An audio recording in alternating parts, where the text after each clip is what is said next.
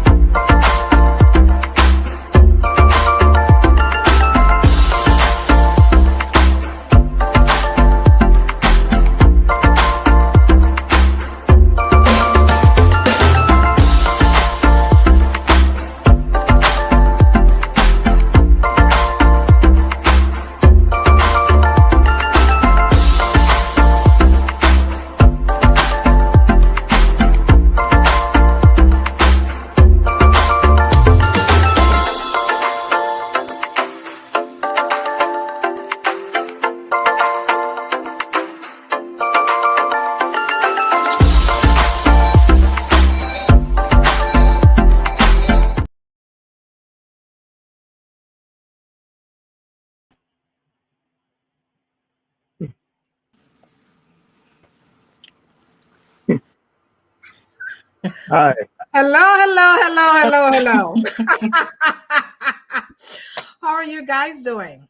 Excellent. You look good. Each one of you look good. Thank you. It's going to be a good show.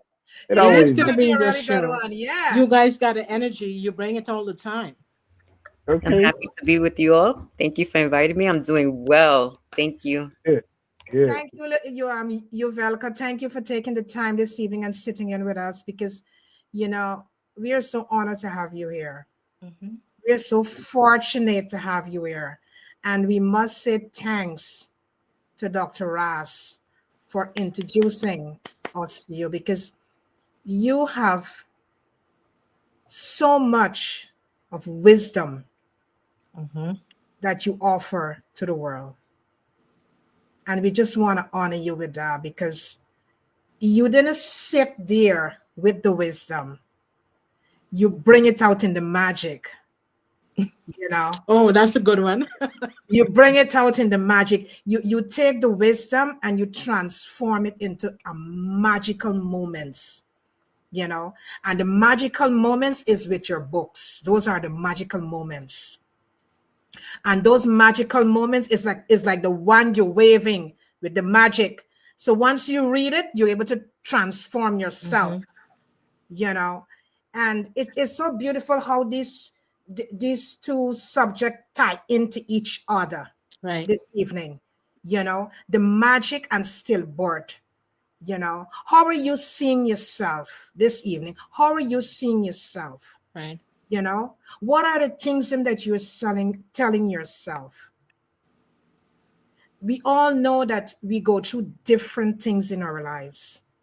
There may be a woman this evening who had a stillbirth or she had a miscarriage. How are you really feeling? How is the grief process for you? Because to each is own and to each is different. How are you grieving? Who is in your circle? Who is supporting you as a woman?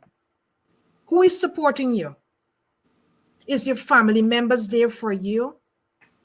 Do you have a circle that you can turn to in moments when you start to break down? When you're feeling depressed or anxiety step in? Who are you turning to? Do you have a coach or a therapist that you believe in, that you can pour yourself out to them and tell them honestly how you're feeling? Is that person holding that space for you to be vulnerable, to be authentic? Is the father of that child supporting you? Is he there for you? in those moments when you feel low of your low. You know, these are some of the things that women face, you know, and it's being silent a lot. And stillbirth is not being talked about a lot. It's not being talked about a lot. And a lot of women suffer, a lot of families suffer. Because, you know, it's all excitement when you hear that, you know what, my fiance or my girlfriend or my wife or my better half, she's having a baby. All excited. You start to choose the name, the clothes, so many things started falling into place there. And then suddenly, there is a loss. There is a loss. So what happened in those moments? How do you feel as a woman? How do you embrace yourself? You are a woman, and you're there. You're sitting there this evening. This is a good place for you this evening. And don't be afraid if you have to cry, cry. Because all of those things are shedding. You're shedding your grief, and it's okay to cry. Because the thing is that we go through trauma, and trauma look different to everybody. It's not the same. It's different. It wear different hats, you know. And one woman may go through and she may recover at a fast rate. But another woman, it may take her years before she really recover from that stillbirth. You know, that is why we cannot judge people, because we don't know. Many times we are quick to judge, but you cannot judge because you just don't know. You don't know how the other person is feeling. You don't know how the other person is processing grief. And this evening we have Yuvelca here, and she's going to touch on each one of these areas.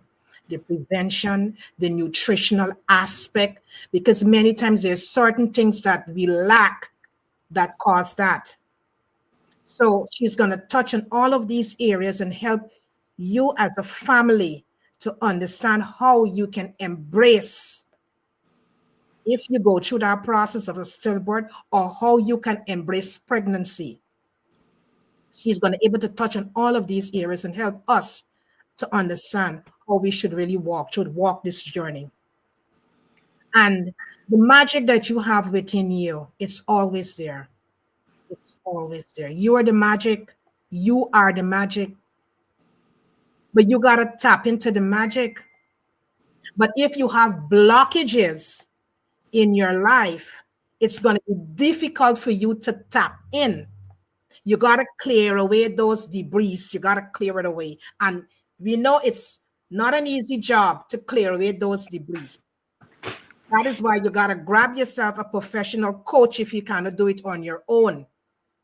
You got to grab yourself a coach who can walk you through the different steps for you to clear. You got to declutter. You got to clear away before you can really start to see transformation happening in your life. Just because you're peeling back up a layer of an onion, it's the same. You got to peel back layers, because remember, we went through life with so much conditioning. So much conditioning. We consume so much information every single day. And the thing is that sometimes we're not even able to process what we're consuming. Sometimes you come through a family that condition you, telling you you're not worthy, and all these things they said to you, and you're conditioned with those things, and every day you are repeating those things to yourself. You are not those things. You are not the negative thoughts that you're repeating to yourself. It's conditioning.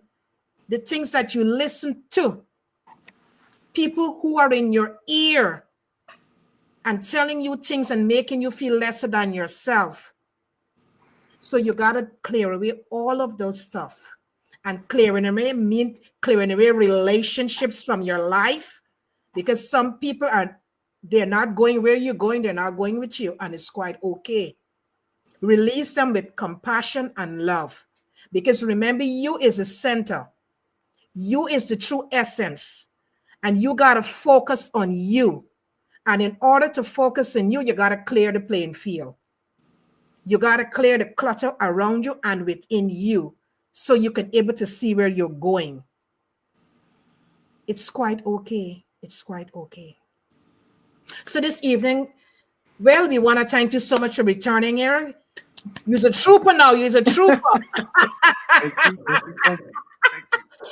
Thank you so much for returning here this evening. And the thing is that when you come into this space, there is so much you can learn. There's so much nuggets you can take away from this space, because we are here to enrich you. We are here to empower you. Every week when we bring a guest here, it's all about empowerment. We are here just to serve humanity. And we are helping you along the way, because many times, sometimes you feel as though you feel stuck, you know, and you're looking for something to move you forward. If you come into enrichment to mind, body, and so any other platforms that we are hosting, you're going to walk away with something that you can benefit yourself with. And always remember, it all starts with you. The magic starts with you. The wand is all of your modalities that you're going to use to transform yourself. That's the one you're going to use on yourself, the modalities that you're going to use to transform your life. So this evening, just sit back, relax. If you know somebody who can really benefit from this podcast, we highly suggest that you share us out. And don't forget to subscribe to Soul Light and Body, that you will never miss none of these episodes. It's all about empowerment and transformation. I'm Lady K, certified holistic health and wellness coach, and a co-author of 2 books with my sister Joan, Lady J, Your Gut in You and Self-Care is Intentional. And we also, thank you, Lady J. And we also have a hard copy magazine and a digital magazine. Thank you, Lady J. And You're welcome. wherever part of the world that you live in, you can have the digital version. It's free of cost. You don't have to pay for it. We're doing it for you. You don't have to pay for it. It's free. And if you live in the United States, you can have the hard copy version. Thank you, Lady J. So don't forget, you can go subscribe and you will receive these copies free of cost. And there's some other little goodies that is in the comments. So you can go and just subscribe and just be a part of something that you're going to be enriched with and help you with your transformation. But I'm not going to go any further. I'm going to toss the mic now to Lady J. Lady J, take the mic. Will and Yuvelca, thank you for being here. Thank you. Wow. What a grand opening. Yeah. The energy is good, you know. It's always good. Always good. And it's just a true honor that we have 2 amazing guests who's sharing their energy tonight with us, and it's with transcend to the audience as well. Yuvelca, thank you for being here. Will, thank you for being here. Thank you. It's truly a great time of year where all these topics we are discussing, starting from August, I think it was, when we took some time off, which we focused on rest, hope, and renewal. And from that time moving forward, the concept that we're talking about is coming up as resilience, gratitude, love, and all these topics that are coming up. So it's just a time that which is being said, these topics need to be spoken about. And so tonight, one of the things I want to open with is, what supports you in your season? How are you supported in your season? Because we just conclude summer and we are in fall right now. So we're moving into different seasons. And I'm talking about the season in your lives. What supports you in those seasons? Is it your family? Is it your faith? Think about it. What is it that holds you down? What is it that keeps you centered and balanced? That can keep you in those seasons, that whatever the season might be, whether it's one of pain, one of a lot of things that you might be encountering at that time, there is where the hope emerges. There is where the resilience comes into play. And then transport you to a level of renewal, because you're stronger better lens, new insight, new perspective, how you can move and navigate life. So you can think about this question as you, the audience, and think about what helped you to heal?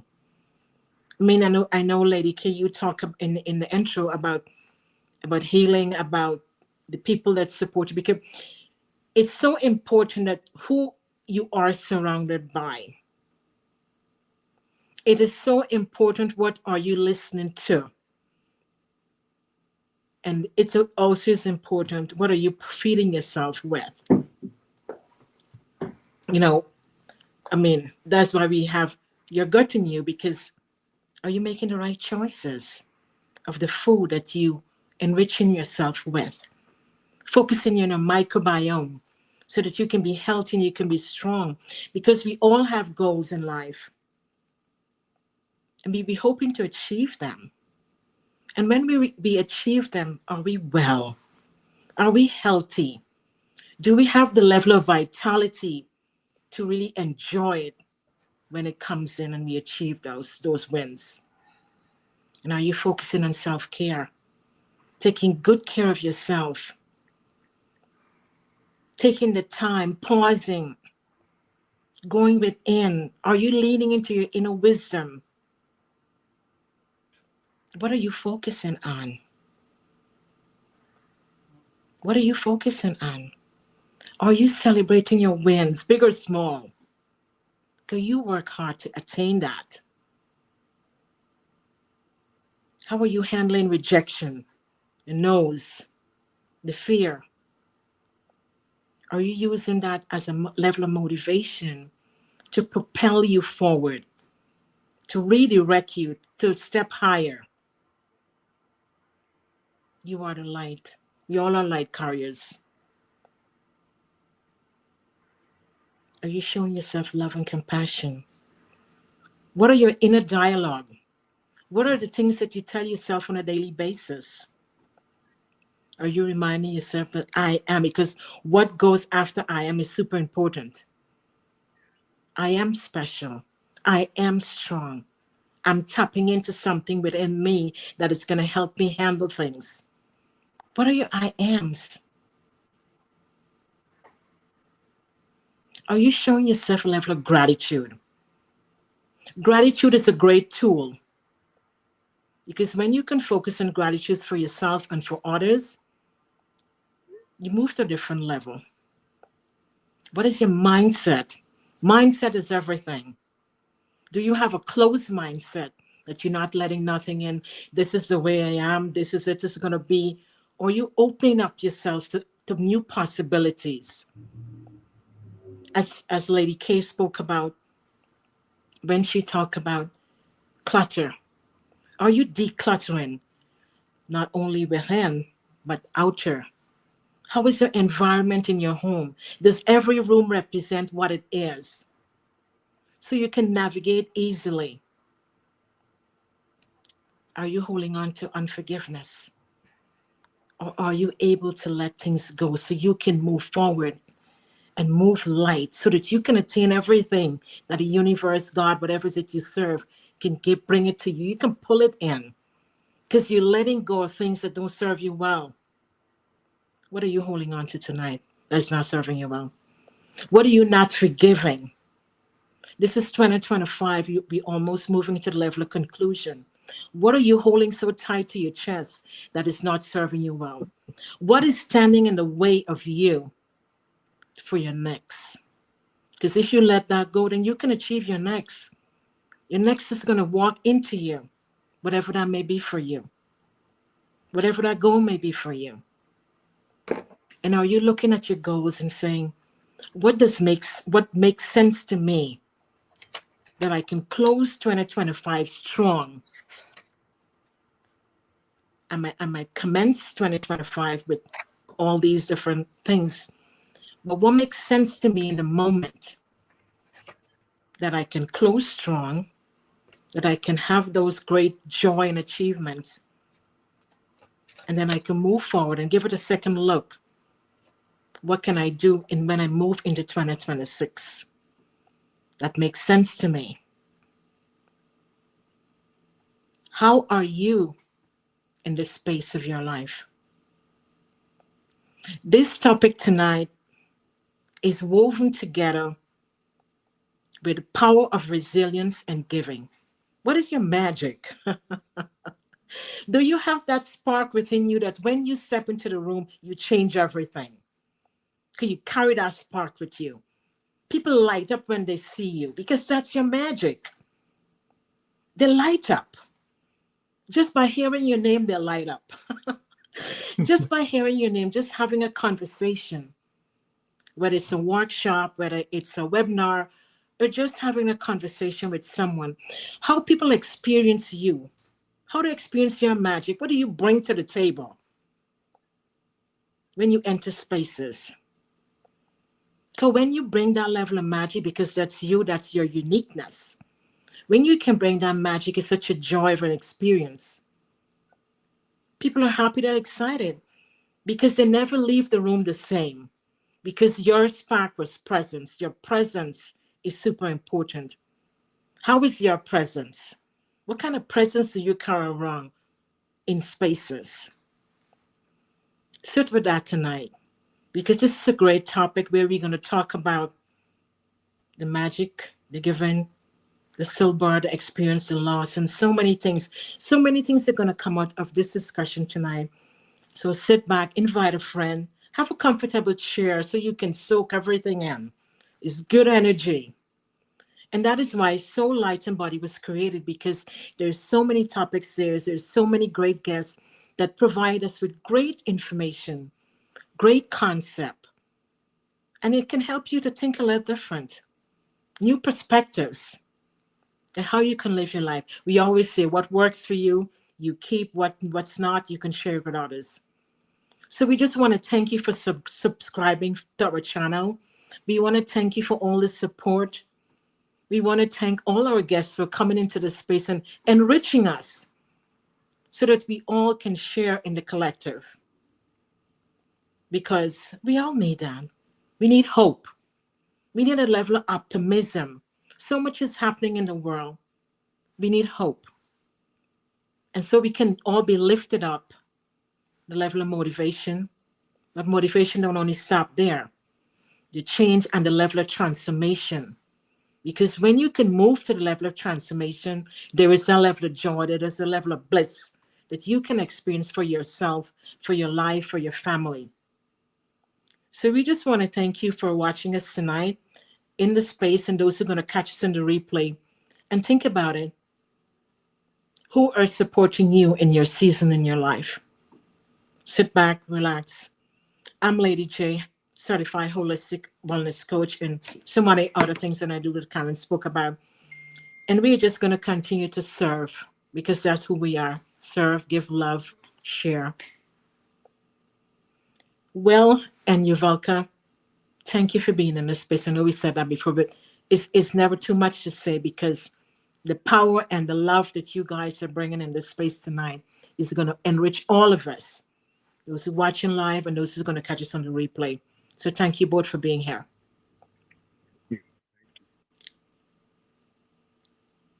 Yuvelca, we're gonna start off with you first. Tell us who you are. Tell us about all the amazing things you're doing, and then we're gonna toss it over to Will.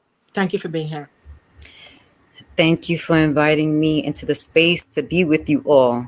That was such a powerful opening with so many thought-provoking questions that I really had to sit with both of you speaking of those powerful questions. You know, because when we're talking about magic, that's all part of it.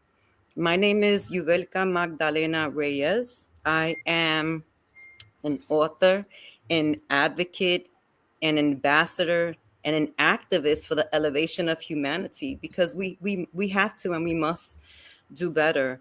In that space, I also wear the hats, right, of being a full spectrum birth and death doula, and a certified Brainspotting Practitioner Facilitator, trauma specialist. And I'm a mom and a wife and a sister and a friend. So I appreciate being with you friends here to talk about this beautiful topic about where's your magic? how can you get it back after such a loss? Yes. You know, and also that piece that you said about the uniqueness. The name of my business is called Y2BUnique Creations, because many people forget that they're unique like the snowflakes. So thank you so much for allowing me Thank to be you. in this space. And I pass the mic to Will. That's kind of hard to follow, Dr. Ross. You pull Jones on me. Whoa. Okay, but I'm gonna give it a try. We'll give it a try. We're gonna have a fantastic show, but as you guys know, that the regulars that watch this show and follow this program and the other shows that Karen and Joan are involved in, I'm a regular, you know, in and out guest on these shows, so you kind of already know my background and what I'm about. And so I'm gonna reintroduce myself though, just in case some new people are tuned in. I'm Will Williams. I'm a transformational speaker. I am into tech, sports, media. I'm into a lot of different things. Okay, so I have a lot of different businesses. So, but I really enjoy connecting with people. So I think out of all the things that I do, speaking to people, groups, is something that I really cherish. Because as Dr. Ross said, and as Lady J mentioned, humanity has to come together, and we're in a transformational stage right now, but we're sort of bouncing all over the place trying to find our way. And so tonight, hopefully, we can give some idea of a roadmap to you that you can use in your life. And it doesn't really matter so much that you emulate anybody else, because this journey is personal. It's a singular journey, Right. and whatever happens in your life is the experience that you're here to serve, basically. I mean, we've made this thing a lot bigger than what we need to, but the journey itself is about your life experiences. And so, as Dr. Ross mentioned, purpose, you know, that's part of magic, because from a Bible perspective, magic is like source, purpose, and effect, okay, to sum it up. Now, I know it talks about this other stuff about not using magic and magic is supposed to be bad, but it kind of contradicts itself, and it says that because there's magic all through the Bible. You got people turning stuff into snakes and parting seas and walking on water, and that's magic. It's a form of magic too. So just because you change the information that you want to sort of put it in to make it fit your context doesn't clear it. So it's all the same thing. And that's one thing that we actually need to do here is get past so much of the terminology that separates us. We have to make terminology simple, and then everybody find their way within the structure of that terminology. And so that's what basically I'm going to cover here tonight. And Dr. Ross is going to actually fill in the blocks for me a little bit. And, you know, I'll bring some stuff up to her and to the ladies about some context. And it's going to be an enjoyable show. But before we get started, both of you ladies and Dr. Ross, all three of you ladies, I got a quick story I want to share that's going to actually fit into this, because I didn't expect for this to take place, and it's ironic that it happened to this morning. So while I'm walking, I usually walk on Sunday mornings and Saturdays, but specifically this morning, I'm passing a lady on the walk trail, and she's going in the opposite direction. As we start to get closer to one another, our distance closes down, we make eye contact. And so as we make this eye contact, I speak to her, she speaks to me, but instead of us continuing, she stopped. So when she stopped, I was, took a couple more steps, and I realized that she had stopped. So I turned and came back to her, took 2 steps to come back to where she was, and she started talking to me. And what was ironic about this is that as we talked, and the whole conversation probably took place in no more than about 3 minutes. But what she was discussing was unique to what we're talking about tonight, because she was somebody that had experienced, she was basically declared dead. She had been in a car accident about 6 months ago, right? And so in this car accident, on the scene, they had pronounced her dead. And so they of course worked on it and trying to bring her back, but they pronounced her dead. And they ended up bringing her back after about 10 minutes. She was able to, they revived her and she came back. And so this is not the first person I've talked to that's had this type of experience where they've actually died and been declared dead and they came back. Now, I didn't ask her what she saw or what she experienced, because the conversation didn't go in that direction. She was talking to me about as Lady J likes to talk about, gratitude, grace, humanity coming together. And so it was ironic that we were having this particular conversation in that short space of time, but that's what she wanted to discuss with me. And the other aspect of this conversation that's still on my mind is that when she got ready to leave, we were getting ready to walk and go on our way. She asked me, could she shake my hand? Now, we had just got through talking, but she wanted to shake my hand. So I told her, sure. So as we reached to touch each other, we make hand contact, and I can feel, I can feel the energy in this woman, right? So we're holding eye contact and we're shaking hands. And so instead of saying goodbye, what she said to me was, I'll see you next time. And it stunned me because I didn't know what to, I wasn't expecting that from her. So if she was looking at me in my eyes, she was looking into me. And so when she said you'll see me again, that stunned me because I didn't know how to respond to that. And so I nodded my head and said, okay, I'll see you next time. And then we parted. So, to have an experience like that with somebody who has died and come back, she was really filled with like a love. You could feel the love in her as she talked about gratitude and grace and being humanity needs to come together. She said that we're in so much chaos right now that it's not stressing her out, but she knows that we as a society overall can do better. And so something changed within her in that death that something changed. Now, if I see her again, if we happen to run into each other again, I'll probably have a conversation with her and ask her what her experience was really like on the other side, because she actually went there and she came back. So I'm sure if I would have, mentioned it at that point in time, she probably would have went into it and discussed it, but I didn't. It wasn't for me to do it this time, so I didn't. And so next time that we actually cross paths, and I have a feeling that we will, and she'll be willing to discuss that with me. But it was ironic because, as you ladies just mentioned about magic, when you say the word magic, people start thinking of tricks and illusions and that kind of thing. It's far deeper than that. It is. Magic is a spiritual thing that you do on a daily basis in your business, your daily life, your engagements with other people. You're trying to get a job. All of that is a form of magic. And as we go through this, I'll point that out to show you how it actually works for you if you tap into it. Now, while you're on this journey, this physical and material journey that we're on, it's not so much that you don't see, but you don't appreciate and take the time to just breathe and really just feel the flow of life itself. This is really unique, and so a lot of times people, they're so stressed out about the struggle, which is something else you mentioned, that we're having people that was just overwhelmed with struggle, so they couldn't imagine being appreciative of something because they're trying to figure out how they're going to get to the next day.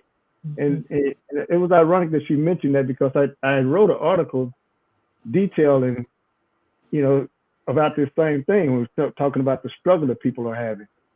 And so it doesn't matter what status of the spectrum that you think you're in economically, the way this change is happening, it reduces all of that to where you may not share your struggle and may not want anybody to know that there's a struggle there because you've always had this sort of image built around you that everything is good and your life is fine and you're not, at least, you have a couple of bucks in your pocket. But here's the thing about that. Money itself has no value. Assets do. And so, when I talk to people about that, I try to make sure that they understand that, okay, you can have all the paper money that you want, but it's not worth anything. Land and material things, assets, that's what a value is. And so when you're talking about magic, and the title of this, therefore myself to magic I give, that's a declaration. And when you make that type of declaration, you're saying I am, because as Lady J said, what comes after you say I am is going to declare what you do, where you go, how you proceed with your energy toward that, and the people that are going to surround you to help you obtain your goal or whatever you're trying to do, right? Now, we're including tonight, as we talk about life, we're also talking about death. And that's something that you have to experience when you go through this as well. Because in order for you to become renewed and resurrected and new, you have to die. There's going to be a spiritual death, okay?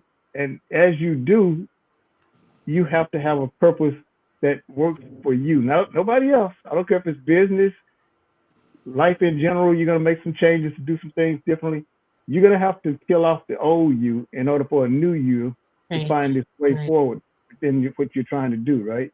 And so that's where a lot of times people get crossed up. You know, magic itself is just a simple belief and a practice. That's all it actually is, that you can influence an event or something that you're involved in, of course, acquiring the knowledge to do so and be successful at it as it happens, right? That's all magic basically is, and when you take it down to its rare form and its rawness, right?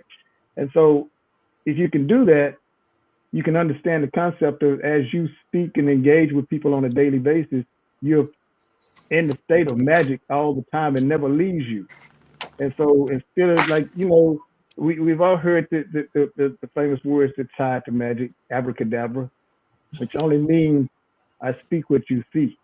That's all it means.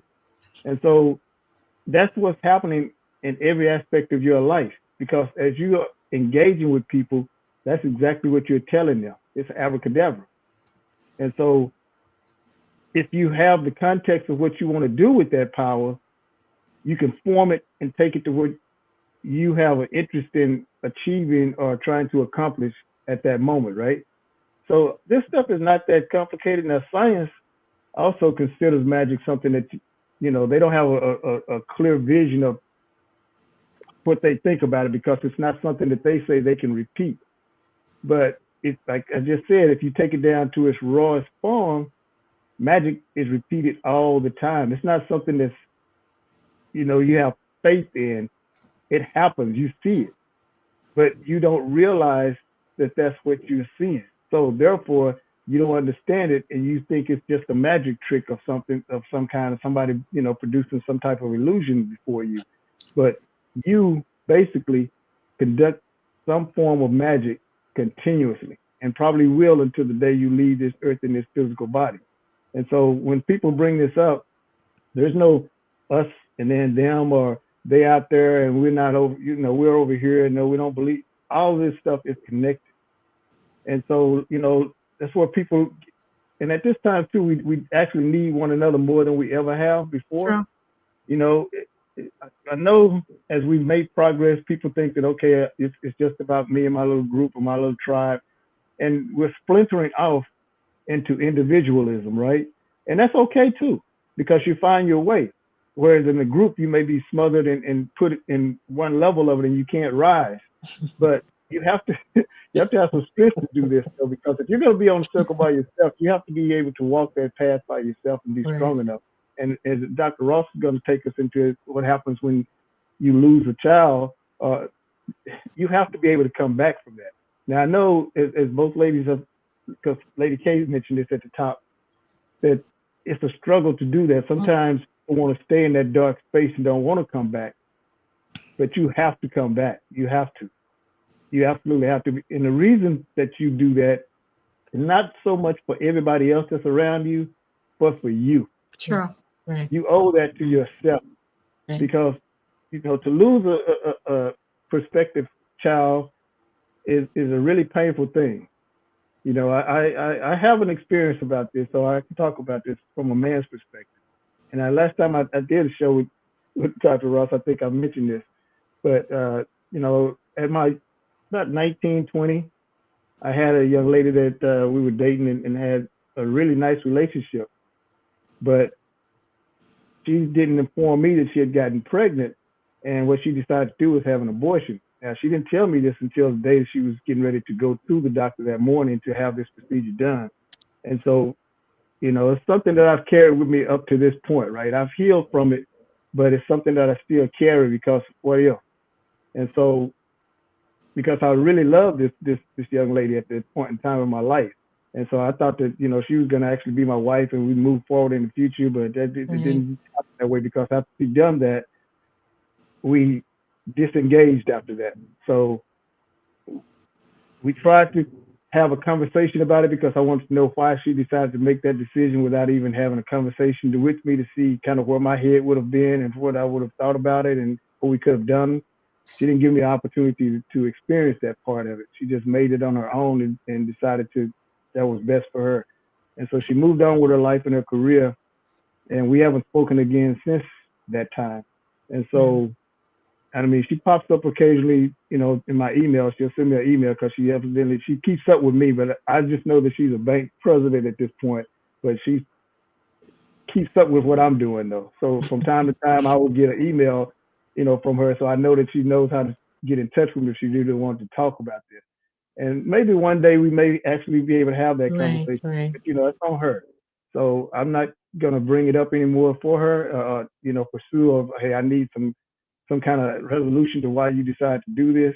But whatever she decided was her decision to make. And I appreciate her today being strong enough to make that decision for herself because, you know, in situations like this, and I'm sure Dr. Ross is going to talk about this a little bit, women get put in a position where they don't know exactly what they want to do from the option perspective, because on one hand, you have family members in their ear, then you have the prospective partner also in their ear, because now he may not really have a clear idea of what he wants to do as far as his involvement with this, but it's that woman's body. So she has the overall decision to make whether she's going to carry this through or not. And I know we're talking about a life, right? But, you know, just like we're talking about this magic in life, it's the same. You have the option. So like when I speak, for instance, I'll put this into me. When I speak, I'm creating a visual context of what I'm speaking about. And then what that is doing is it's connecting, like right now, as I'm speaking to you and you're watching this show or listening to it, I'm connecting with you because I'm giving you a visual. As I was just telling my story there, some of you were walking that pathway with me. And so you understand, you put yourself in my shoes and was able to walk with me and wonder what if. And so as I'm talking about things, this is the magic part of this, you create a visual for the brain to be able to encapsulate it, right? So it's going to create some type of vision for you to see it. As it's doing that, at the same time, the suggestion of that visual, that speaker or myself, if I was speaking, you know, to you, would be to put that into your subconscious. Now, the reason I'm doing that is I want to build connection, but I'm also wanting you to gather the information that I've just put together for you so you can use it at some point. You know, I shared this with the ladies last time I was on the show, I believe. I have nieces and nephews that when I'm having uncle conversations with them, I talk to them ahead of their years. And a lot of times they'll come back and tell me when they have a situation that come up that they were able to deal with that situation because they didn't know where it came from, but for some reason they knew exactly what to say and how to respond to what was happening at that moment. But that's what I'm doing, is I'm implanting that information to their subconscious, which is a data bank. It's storing it. And at the time that we're having these conversations, they can't process what I've just told them, but I'm bringing it down to the lowest form that I can to where they can get it. And that's what I try to do when we speak is speak to people to where it's not over their head, so to speak. Like with this subject, I'm sure when you saw the title of it, a lot of you like, magic? Magic? What you talking about? Magic? So you think about a magic trick, but that was misleading because this whole subject is about you and you being able to understand what magic really is and how to utilize the word magic into what you do, which you already are doing it, which is what I like to say all the time. People are already motivated. That's why I don't speak as a motivational speaker. When I'm speaking to you, I'm speaking to transform you. Yes. So it's an inspiration that I'm trying to trigger that motivation that you already have. I'm trying to trigger that to where it'll click that you can actually do this. And that gets you started. Now, once you get started, of course, you have to, you know, stay on the pathway and keep trying to grow to understand kind of where you're going to go with it. But it's the same thing. And so that's what magic basically is, a psychological thing more so than it is the sleight of hand or with words. It's psychological. The words tap into your subconscious and your conscious. That allows the illusion of what you think you see. I'm telling you what you see. If I'm doing tricks, magic tricks, I'm telling you, remember, abracadabra, I speak what you see. And that's the same thing that we're doing on a daily basis through our news and everything else that we encounter. It's all being put into a program for you to basically tap into your subconscious for you to visually see whatever it is they're trying to get you to see it or understand. So they're programming you all the time. That's why you have to sort of have yourself where you don't fall into such a deep hypnosis thing.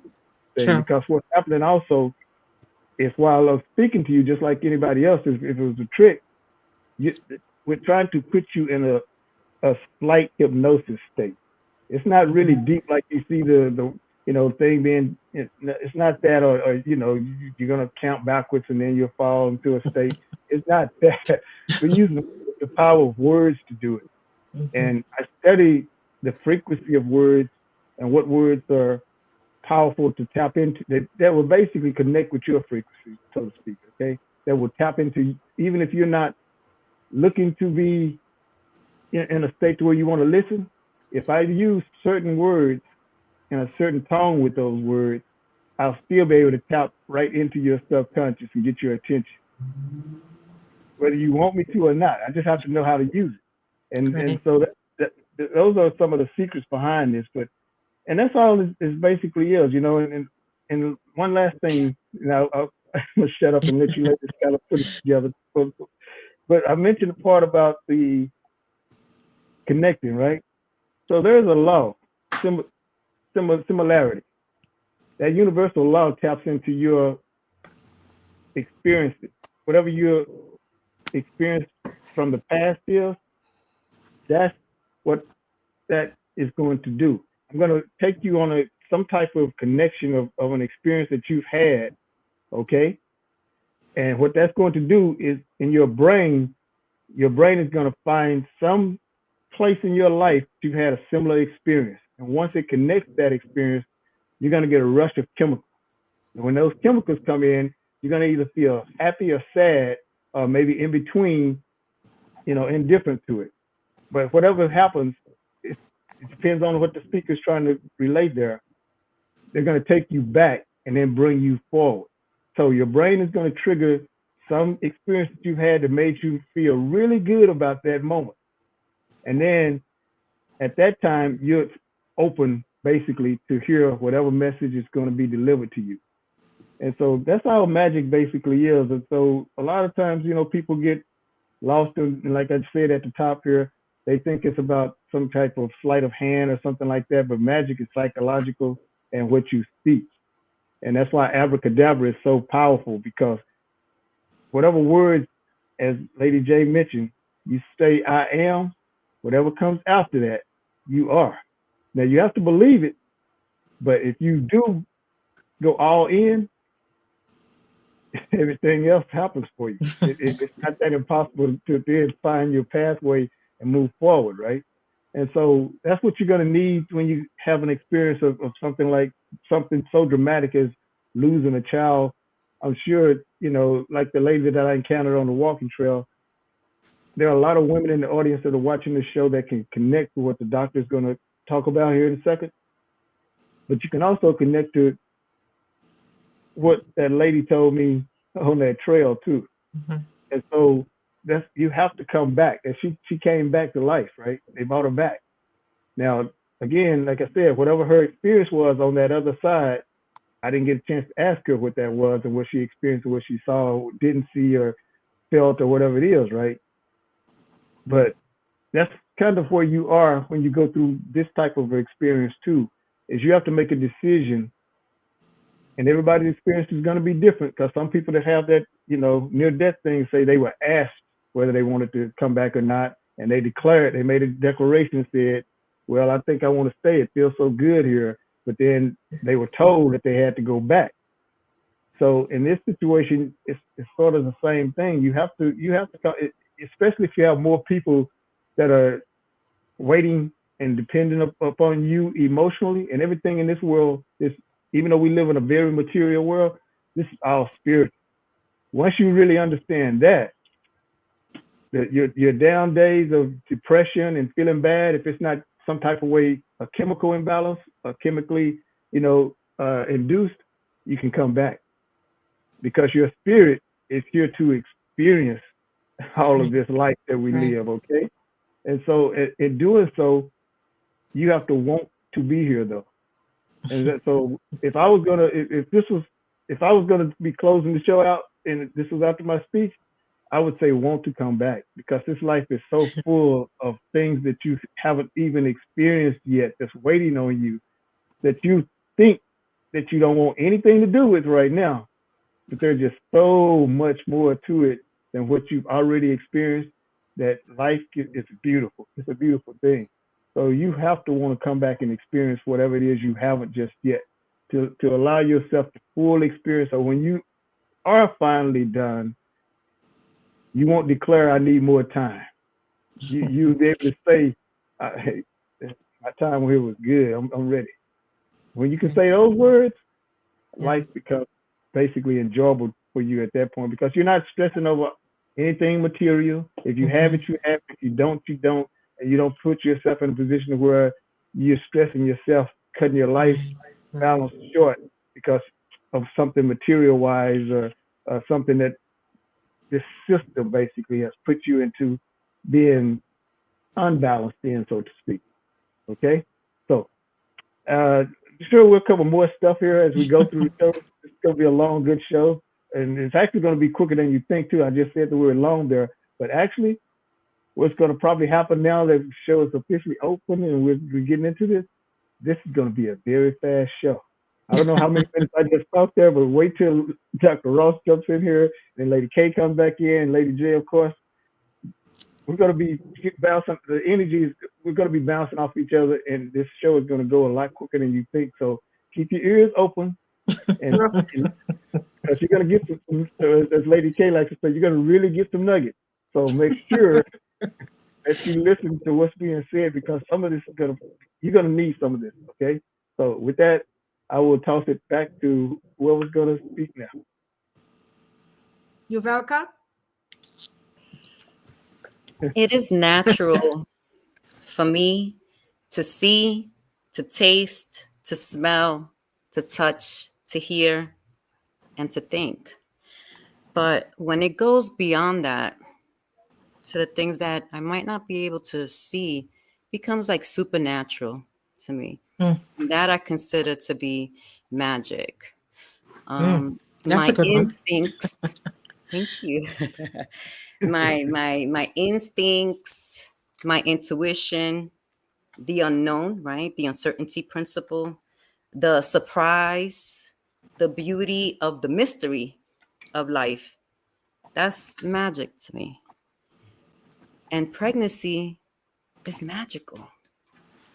Just when you think of the possibilities of this one sperm out of all these that gets chosen by this egg to potentially create another life, that's magical to me. So, I don't play with the word magic often, because it can be misconstrued, especially with different people at different levels of education. But they definitely understand the supernatural. And that is, what resonated with me as I heard you speak. And when we go into the pregnancy and the loss of the pregnancy, so many people lose the magic. Yes. They lose that spark. And that's the gap that I feel in that space when I wrote the book, The Stillbirth Prevention Advocate. It was to give that lens, that trauma-informed lens of how to hold that space. What is that? And how do you help this family navigate that sort of grief, loss, and death? Because I tell the folks that I sit across from that stillbirth is two losses. It's the loss of the pregnancy and the loss of the baby. Yes. And a lot of that focus is on the mom. but we forget about the dad, the partner, the Right, husband. right. How does he feel? How does When he he's feel? supposed to be the protector, and you couldn't Sure. protect me through this thing? You couldn't Yes. protect my child, our child, through these things? So it's a very, very, very heavy topic. But thank you for bringing that into the space, because bringing that magic back, bringing the joy back after such a loss is a difficult thing to do. And many people do not know how to hold that space. Yes. And this book, you can pick it up, anyone. I wrote it specifically, to professionals and families, but through the lens of a doula, a non-medical provider, because a doula is a non-medical provider, unless you have specialties. If you have specialties, then you can dab into a couple of things. But for the most part, a doula is a non-medical provider. So how do you hold that space? Because many doulas go in, I'm going to be a birth doula. I'm going to be a postpartum doula. But are you trained for when it goes left and it's a loss? Yes. Right?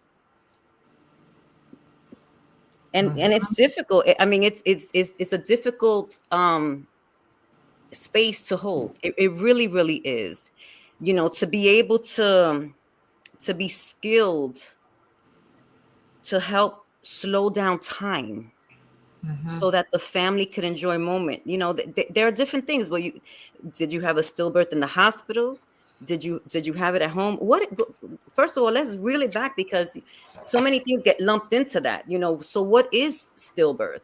Stillbirth is the death of a fetus at or after 20 weeks of pregnancy.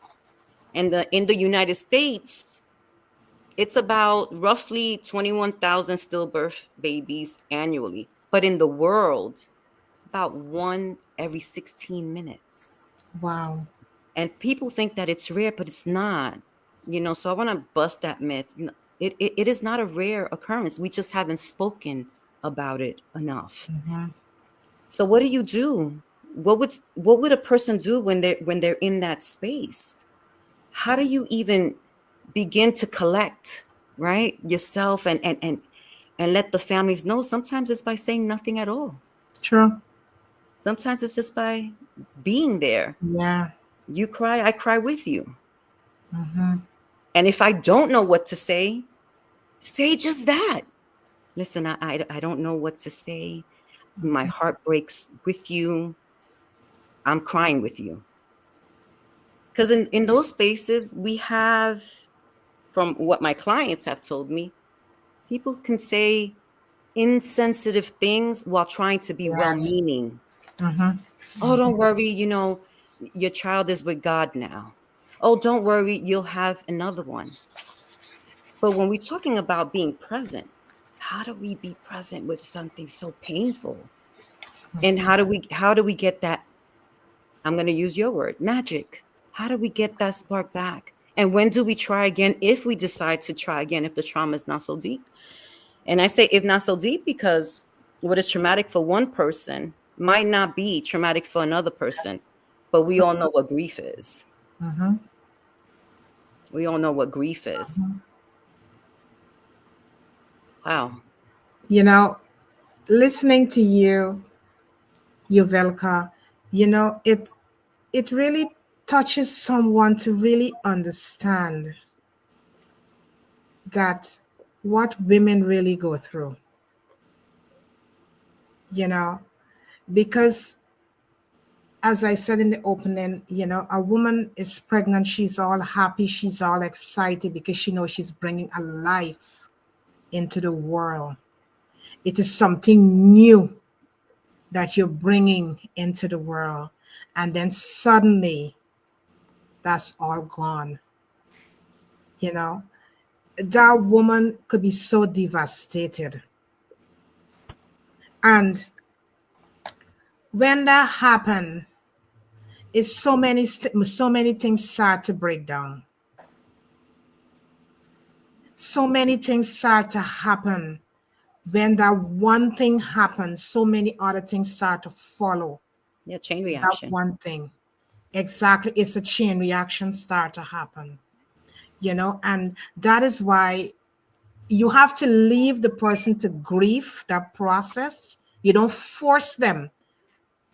You cannot force somebody to overcome grief because you're not that person. And you cannot force, because a lot of times people say, well, it's time, you should get over this, it's time. There's no time. How could you know the time for that person to get over that grief?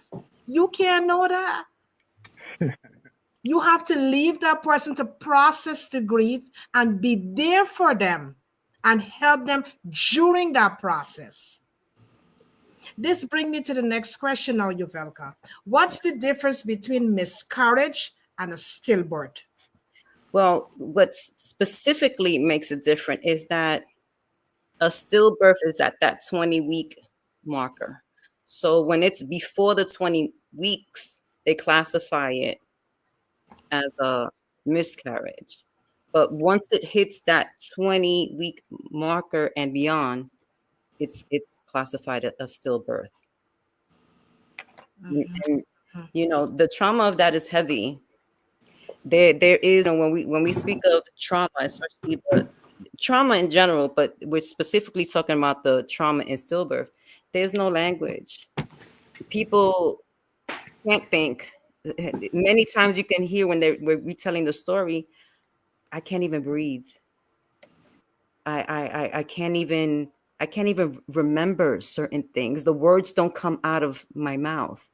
But again, we focus so much on the mother, on the woman, that we forget about the silent father, the silent partner. When you go to a pregnancy exam, right, and you get that sonogram done, that so many people go, well, first of all, the first sonogram that you get is for them to check out, the testing of the neural tube, right? Because we all start out as the neural tube. We all start out as the midbrain, the little brain in the spine.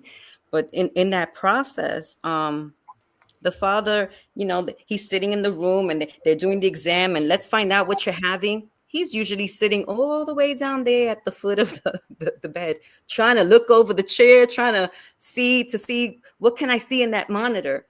We need to bring them in a little bit closer. So when we talk about how do you navigate this space, by bringing in the partner a little bit closer, involve that partner in.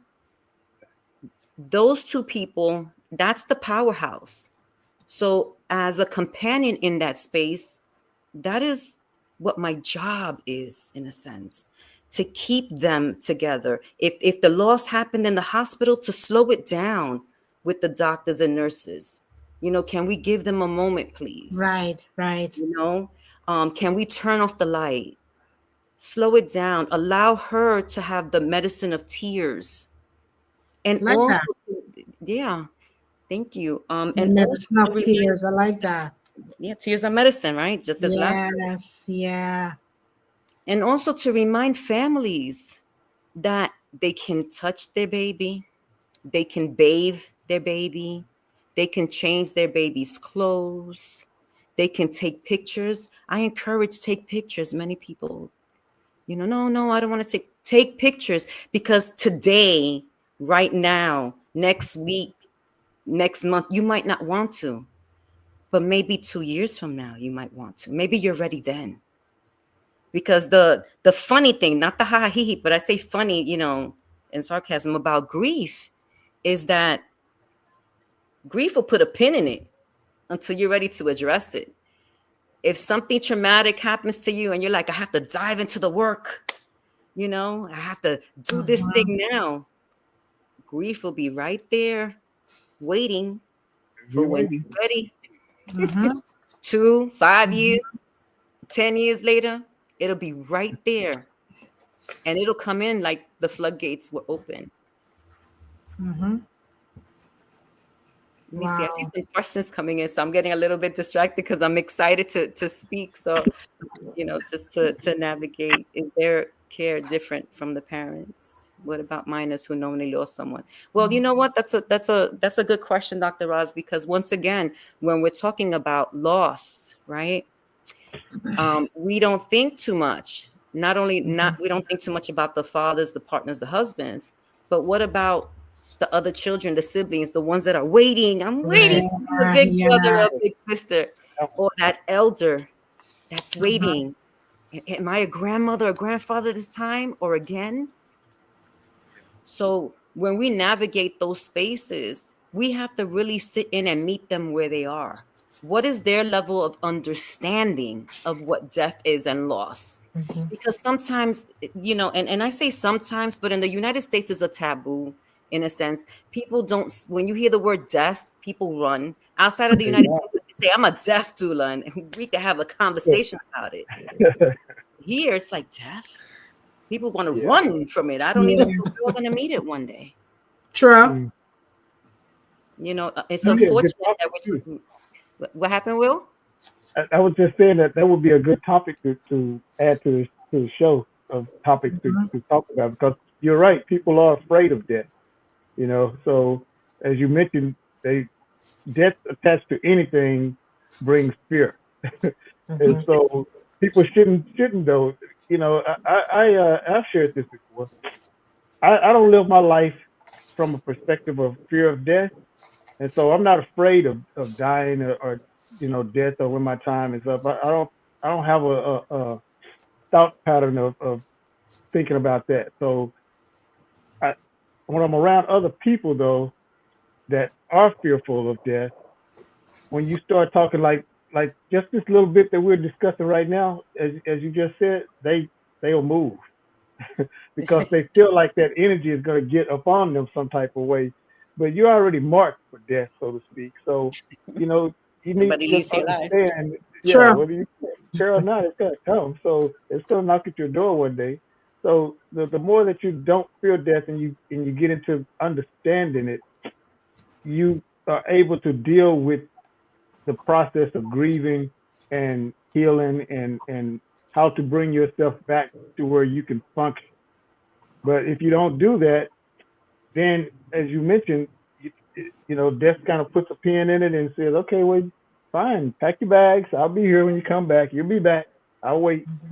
And that's what it does. It just sits around and wait on you. And one day you know, go back with your bags like, I didn't mean to come back, but I'm here. And it's okay, I've been waiting on you. Let's start from right here. And it picks up and, you know, so, but we need to get to where we're not afraid of death though. And there are, you know, communities out there who don't fear death and that celebrate it, you know, because, and that's the way it should be. Now, of course, the initial shock of losing, you know, a person or a baby or something like that.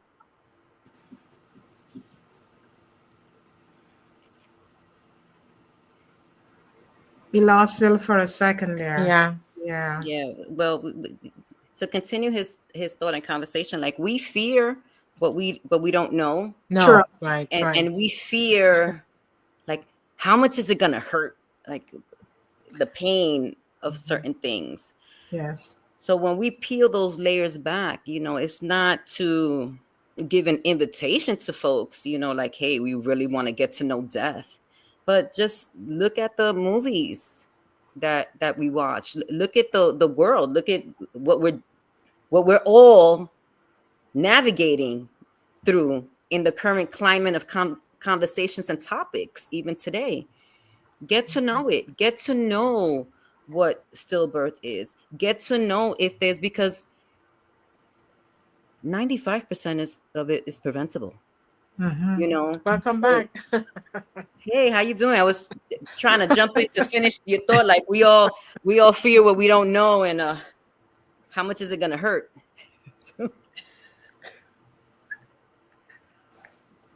Did you want to finish your thought? Because I can't hear you. We're not hearing you well. We're not hearing. Well, until he hops back in, you know, just to know these things, like educate yourself, right? We always say education is a key. So educate yourself about, you know, what are the issues that, you know, one could be having with the placenta or the umbilical cord. Educate yourself about, you know, the fetal genetic problems, maternal conditions like preeclampsia, diabetes, hypertension, all of these things, you know, and also educate yourself about medical advancements. We're always knocking the medical field, especially when it comes to the pharmaceutical area, but there's so much more magic in science. There's so much more. You know, they're doing so much research, right? We're talking about like with DNA and things that do save lives, that do change lives. Yeah. Even when they include like, right, robotics into the space, like you don't have an arm or a leg here, we can still make you mobile. There's so much beautiful discoveries and inventions. So let's not just look for the negative aspects, but let's dig in a little bit deeper. Let's get to know what is really going on with your body, right? Because that's you can only do what you can for yourself. When you go bringing in the nutrition, it is so important. You know, I sit across adults, but my love is to educate the young children, the young ones, because we're so quick to say, hey, we need to educate the girls before her menstrual cycle comes in, because once that menstrual cycle comes in, she's able to have babies, even at 9, 10, not that her body's ready to have it, you know, physically able to have it. But we're so quick to educate the girls. Once again, let's educate the boys. Yes. Because they're the ones that drop the seeds. You know, let's educate them as well and let them know, is your body prepared as it can be for pregnancy? When back in the day, I say back in the days, I'm only half a century plus 2 years old. But you know, back in the day, I know that my grandmother and my mom used to tell me that they had to take a test to make sure that you're not marrying your cousin, so that way there wouldn't be any abnormalities. But I don't see that testing being done these days. So if we're not having that testing done, and if back in the day the population was not as big as it is now, what steps do we take to safeguard our children from that occurring? Because we all are truly cousins, brothers, and sisters, you know, in the whole scheme of things. So my love is to educate them, educate the young ones about their bodies and what this change actually is occurring. And that, yes, that you can, you know, have children. You can have the potential, right? Potential. And ask them, how are you taking care of your body? What is the nutrition that you're putting in your, like, what is your family history? I don't know about y'all, but you know, my elders, they don't talk about nothing. Sometimes they'll take it to the grave, you know, and you'll be like, did somebody in the family have? And they're like, oh yes, Susan, cousin from your father's side on the, but if you don't ask, you don't know.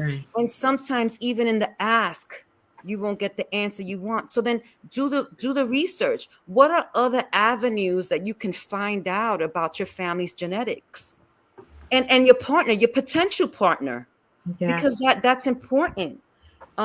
We don't think about things like that when we date, you know, and of course, young ones are not going to think about that. But if we put the bug in their ear and say, hey, these are the steps, this is the way in which you should be thinking as you prepare, because realistically, you know, if we look at statistics, over 51% of the population was a surprise pregnancy. Thank you, mommy and daddy, that you here, because they decided to say we still going with this. It's unplanned. So if it's unplanned, right, you're gonna meet a surprise somewhere along the line because you didn't fully, right, like the Girl Scouts and the Boy Scouts, you didn't fully prepare yourself for every level of the potentiality of things that can be. You didn't prepare yourself.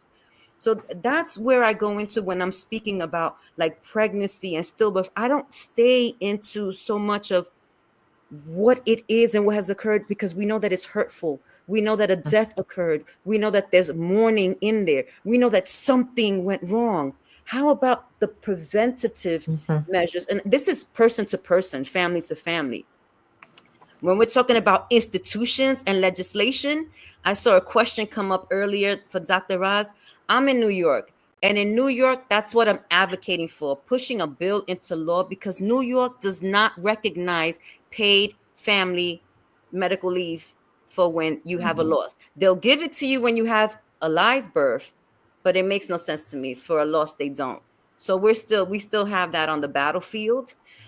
And it's tough to just sit with that. Like, I just lost a pregnancy, Right. through a loss, right? I just lost a pregnancy and a child, and I have to get back to work in 3 to 5 days. Like, how is that mentally stabilizing for that person? How is it that an employer would consider themselves to be into the mental health and wellness space? If you even accept that into your space, give them the time off. Give them the time off. Wow, Dr. Marcy. Yeah, that's good. Yeah, congratulations. We both. I didn't even have my own down here. Congratulations, Dr. Yeah. Marcy. We got it. Where is my book? There you go. Congratulations, Dr. Marcy. You know, it's always good when you birth something. You know, it's always good when you birth something. And when we birth things, it's just to help the world. Absolutely. It's all to help humanity. That is why we birth things, is to help humanity, you know. And it's the same thing with Yuvelca. You wrote 3 books. Can you tell us about your 3 books that you wrote? Sure. Thank you for inviting me into space to do that. The first book is called The Stillbirth Prevention Advocate, which is all 3 of the books are trauma informed, because I feel that that's necessary. We don't have too many trauma informed books out there. Then after this, I said, okay, well, for the Stillbirth Prevention Advocate, let me speak from the lens of a doula, and a doula that's doing her business. So from this, it birthed the Discerning Doula. You know, how can you have a trauma-informed business practice and navigate these spaces? And then from there, of course, and I say of course, because we always sit at the feet of our elders. How about thriving elders in today's world? This brings a little bit more of the tech in it, because technology is going so fast these days that our elders can't keep up, not even with the languaging, not even with, you know, connecting certain things. So once again, you know, with that aspect of slowing things down, just slowing it down so folks can catch up. And this is what I'm bringing into the world. And we're also have certain projects going on. So I'm going to be writing another book about voices of remembrance for the mothers that have lost their children or loved one to gun violence. You know, it's very timely, especially in the climate that we're in right now. And this should be released shortly. We're finishing up on the couple of more stories and interviews that are going on as we speak right now. But these things are important, and to write it in a trauma-informed way, so that way when folks are reading the book, they're not re-traumatized, or if it resonates with them, there's some buffers, there's some cushion for their system, that they're able to process the information, because there's no understanding and there's no processing when trauma is active. You know, you're talking about making sense of things right here in the frontal lobe, right? Where, you know, the executive functions, where we make sense of things. No, trauma's back here in the subcortical structure of our brain, right there where the midbrain is. And it plays over and over and over like a broken record. And this is why I love the modality of brain spotting, because brain spotting goes deep and fast. It goes down into those deeper layers. You know, we're so used to talk therapy, right? Talk therapy uses the executive function, because you need to keep having a conversation, right? And with talk therapy, there's one connection from here to that piece back here, to that subcortical structure in the brain. But when you're working from the bottom up, right, as you work with, you know, these somatic therapies, the brain and body based therapies, you have from 1 to 4 quadrillion connections to reach the level of healing. And to me, you know, that's beautiful. You know, we are so beautifully and wonderfully made. Yes, I agree with all of that. You know, you brought up an interesting point that I think we need to cover too. You mentioned about the relative aspect of, and I'm talking about cousins. It's funny that you bring that up. Here in the United States, we have 19 states where you can actually marry your cousin. Okay, and we have 7 states within that 19 where you can marry your first or second cousin without any issues. Okay, so it's good, it's interesting and good that you brought that up, because we do have that going on within the context of this society here. And people don't talk about that a whole lot. But you have families where this is actually actively going on, and actually they're creating kids, within the structure of that bloodline. And so, and I actually knew, I don't, conversate with them any longer because we separated, of course, our lives. But I knew a pastor that had married his cousin, and I didn't know that when I first met him. And gradually as we started doing business together, they were sitting down, they were talking to me as a couple one day, and he just wanted to tell me, I guess, or he brought it up and explained to me how he ended up marrying her. And so I was kind of shocked because I had never met an actual couple where the cousins were actually married to each other. And so I'm not a person that judges, situations or anybody. So I didn't judge him from what they did. But it's interesting that we have in today's society on the books of law still 19 states where you can actually marry somebody that's a direct bloodline to you. And so that's an interesting dynamic when you're talking about, producing kids and then what can happen within the structure of that taking place. So we got some interesting things going on in life in general, but in the context of what we're talking about tonight, that's the kind of magic there that, nobody's really thought about in context of, what cousin looks like. Maybe I need to date her. I don't know, how that will work, but it's something that's actually legal to do though. And that surprised me when I wrote an article on it about a month ago. Somebody had mentioned it to me, so I did some research on it and found out that it's still legal. I'm like, how can that? And we have people running around here, bringing all these different laws into play, but they don't want to take that law off the book some kind of way. They don't want to make that illegal. They're just letting it sit there, and you can actually do this. Now, in some of the states, they have it to where there are certain stipulations within it. Like I said, 7 allow you to actually just marry a first or a second cousin without any stipulations tied to it. The other states have it to where it has to be under what they call special circumstance. And we all know what that means. So, yeah, so they have some kind of, rules in place, but you can still do it. And so when you talk about something like losing babies and that kind of thing, a lot of times we're probably seeing that happen, but it's not being discussed or talked about or written about or even broadcasted.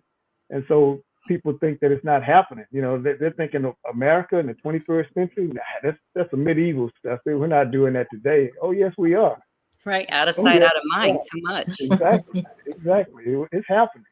And so I'm glad you brought that up so I could get that out there. And, I got kicked out of the system here because I was talking about death. Death don't like you talking about it. So it took care of me. It quieted me down for a second there.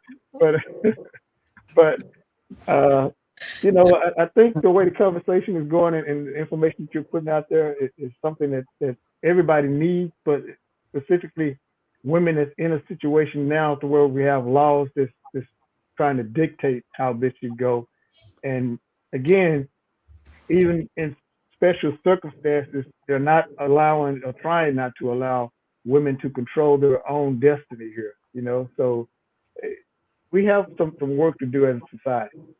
We just have some work to do. We have a lot of work to do, and we need to normalize these conversations. And I'm seeing that what's define brain spotting. Brain spotting in the brain spotting modality, we use a focused eye gaze.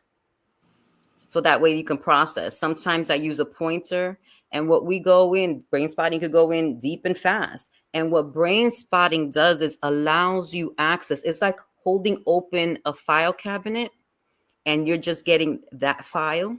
Right. Because your brain and your body knows exactly what it needs to do to heal itself. Mm-hmm. So with brain spotting, you sit across with an attuned therapist, and they sit at the tail of your comment, which means that you lead the session. And the best way to say it is that the more quieter you are in the processing, the deeper that you're able to go. And the reason why I say that is because if you're talking, you're still bringing it here to the front when you want to sit back here and burst open those trauma capsules. Right. So, just to keep it simplified, because it's experiential and relational. So it's difficult to put it into in words, but once you experience, that it's not like anything that you've ever experienced. And I say this knowing that Brainspotting is about 22 years old, and it's just coming online for our people because we didn't have access. And what our people, I mean, marginalized communities, Black and brown communities. It's been very dominant cultured. So I'm bringing it into spaces where many people don't even know what Brainspotting is. I received 2 Presidential Lifetime Achievement Awards for volunteering over 8,000 hours to the trauma work and to offering Brainspotting services to communities that would not have seen it otherwise. Congratulations. Thank you so much. I appreciate it. All thanks and praise to the Almighty for that. Yeah. So it's a beautiful, I think that it's a beautiful tool, and you're going to be hearing more about it if you have not. And we need it. We need it because sometimes you need to sit across someone to really get deep, to whatever's troubling you. And with Brainspotting, and this is what I love most about Brainspotting, the beautiful thing about Brainspotting to me is that you don't have to say a word to me to receive the same level of healing. Do you know how beautiful that is? I can sit across a celebrity, and the celebrity don't got to tell me their business. You could silently, quietly cross. Or how about that person that has deep level of trauma? They don't need to be traumatized, because in Brainspotting, we say that we don't need to know what it is to know that it is. It was developed by a New Yorker, a fellow New Yorker, Dr. David Grand. And he discovered this by working with the ice skater. I don't want to get too deep into it because I can geek out over it, but he developed this through an ice skater that was a teenager. So when folks ask, can this work with children? It works better with children. They don't have all the stuff. Yes. They don't have all the stuff. And the thing is, when you brain spot a pregnant mom, you brain spotting her baby too. Absolutely. Mom and dad happen to baby. Going back to what you said, Mr. Will, we're talking about, a union of folks getting together to have a life, to create a life. But we forget what happens to mom's egg and dad's sperm to unite also happens to baby. And we don't have that deep layered of conversation. Usually it's, you look good. I look good. I like you. You like me. There's so much in common. But there's no, there's no like a job interview. There's no list of questions to ask. Well, for my husband, I had that list. It's like I learned. I'm like, these are the questions that I want to ask you. These are the things that I need to know. And I think that when we normalize those types of conversation, then we'll truly see transformation in different areas, including stillbirth. We need to have those conversations, deeply. Deeply. Wow. As you mentioned, that's very important in the relationship aspect. You can't, today people are trying to figure out how to form a good relationship between a man and a woman. They're all over the place. But what you just said there is very important, because that list of questions that you ask will get you the correct partner. But it also line up everything else that goes along with that. And that's where we're still dropping the ball at. As you mentioned, they're just kind of, you look good, I look good. Hey, let's join forces and do this. And it's more to it than that, So we have to get to that point to where that becomes the process. And instead of trying to find a way for us not to merge together, this is the time that we need to be coming together more so now than ever before, as we mentioned at the top of the show. And for your baby's sake, if everything else hopefully goes well, then you'll have a good, healthy baby that has a chance at living a productive life, because there's not anything that's traumatizing before they enter this space. And so a lot of times, as you mentioned earlier, Doctor, the trauma from what's going on before the baby gets here attaches itself to the baby. So it comes into this world kind of trying to figure out what is peace. And so you can kind of see that from time to time. If you engage with kids a lot, you can see that they have experienced something that they didn't want to experience, and that they didn't expect to have to endure early in life. And so parents, these people, that's why, as you mentioned, the conversation between two people is so much more than it needs to be, looked over. It needs to happen now. And you need to have constructive conversations, not wasting each other's time. You got people now discussing, I need, this and that, and we can't get together because this is not. Yeah, the superficial stuff. The superficial stuff. All the superficial, exactly. If I can touch on the things that you said, go ahead. You were talking about the relationship aspect. Well, first, I want to answer that question. Do you do group, family sessions, all of the above? Brain spotting can be done with an individual. Brain spotting can be done with couples, and brain spotting can be done with groups. It works across the board. I would not say that brain spotting is for everyone. Brain spotting will not work for those that are outside the window of tolerance. True. To get to That's so true. Yeah.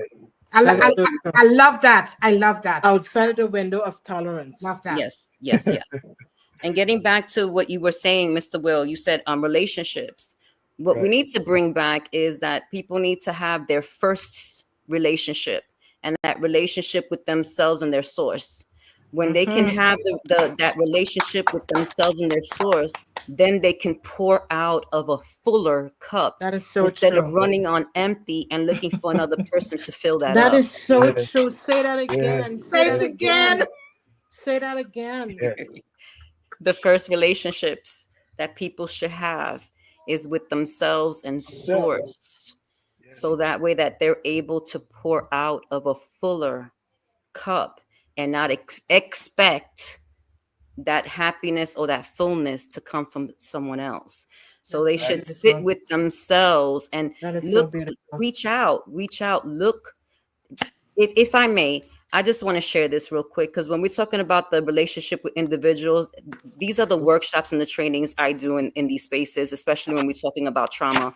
If it works in business, you are your own business, meaning mind your own business yourself. Yes. You should be doing a SWOT analysis on yourself. If you don't know what a SWOT analysis is grab a piece of paper, do 4 squares, put a S, a W, a O, and a T, and write down what are all your strengths, what are all your weaknesses, what are the opportunities, and what are your threats, and work from that level. Really do deep down work with yourself. When you're talking about, trauma and abuse, because a lot of people are like, oh, but my childhood, everybody had something happen in childhood. I am not trying to dismiss or minimize anybody's experience, but we have received more from our ancestors than the conversations that we're having of hardship. Our ancestors did so much more with so much less. Yes. So we have resilience. We have the power to overcome. And I say this in certain spaces, and please be kind and offer me some grace, audience. But some folks have been trying to take us out, and we still here. So we're not easy to get rid of. So don't sell yourself short. Do the work on yourself. We're made of tougher stuff. We come from greatness. If we're saying that energy cannot die, that we are spirit forms in human bodies, just look at the magic in that and the greatness in that. Yes, we go through trials, tribulations, and struggles, but it's to toughen us up and to sometimes force others to elevate, but to have us elevate to our highest, greatest self. What's the best possible things that we can do on this planet? Navigating all of the uncertainty. And it's so important, because to me, there is no imposter syndrome. Like, I'm not a fake ass on nothing. There's no making believe nothing. I am who I am at this moment, but I do have the right and the privilege to evolve out of this. Absolutely. Who I was yesterday is not who I was today. And who you will see me an hour or tomorrow is not going to be the same person. I might look a little bit the same, if I haven't aged too much from that point on, but I have the right to evolve. And so do you. You have the right to evolve past the pain. You have the right to evolve past the grief. And grief will always be a constant companion. It ain't going nowhere. Once you lose a loved one, it's not going nowhere. But what do you do to honor their life, your baby's life, your loved one's life, your partner's life, your parents' life? If you've lost your parents, what do you do to honor them while they're still here? So that way, when you hear that song, you don't think about the bad memories. You think about the good and the happy time to elevate yourself outside of that space. And thank you so much for allowing me to share. And with that, I'm complete. Oh, Yuvelca, You took us your to jacket church. off. You took your jacket off. Yeah, and people got a that was chance to actually powerful. see you. It's very Wow. seldom, and it's very few people who have attached these titles to themselves, and that can come beyond the title. That's why when I introduce myself on the show, I don't like to use any of the titles that things that I do, because I want people to see me as a person. Yes. And so, when people come on this show with the title of doctor, if you can just put that to the side just for 1 second and let people actually feel you, oh man, you just touched a lot of people. You just touched a lot of Because people. nobody cares really. They only want to know that No, they don't care about the titles. They want to know that they don't you care care about the titles and that you're good at what you do.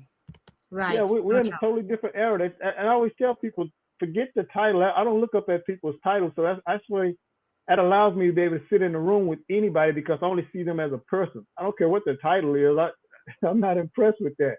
So you're just going to have a conversation with me, and we'll talk about something that we have in common, or whatever we don't have in common, we'll still discuss that too. And so, that's kind of where we need to go now. And that's where we need to be in order for us to move this thing forward, is to get, once we clear where it's not so much about the title that you have, people can see you at any level of life that they have. That's, I can go in just about anywhere and not be a stranger, because now I do have people who sort of, they don't warm up to me because they think that, okay, I speak a little bit different than them. So they think that I think that I'm something else, but it's actually them. And I try to tell people, you're getting your own reflection thrown back at you. So everybody you engage with is you, the good parts of you, the bad parts of you. And so if you don't like something about somebody, that's part of you. You're getting a chance to see that you have this within your spirit, and you need to work on that and fix it. And then you won't see that.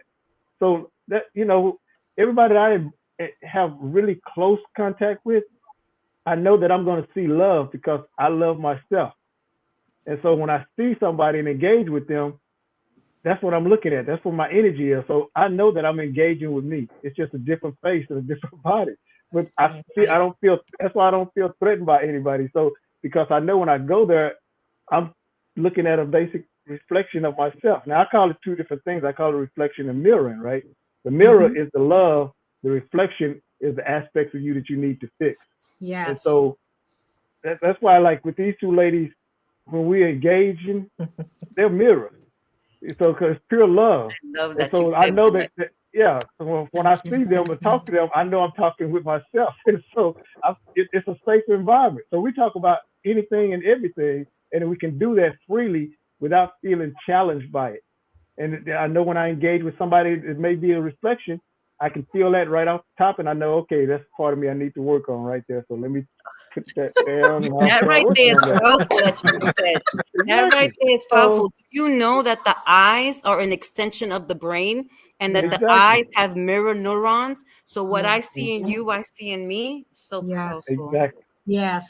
You try to tell people that they get kind of lost out there, and they're like, what are you talking about? The brain is doing something totally different. I'm like, you got some studying to do, partner.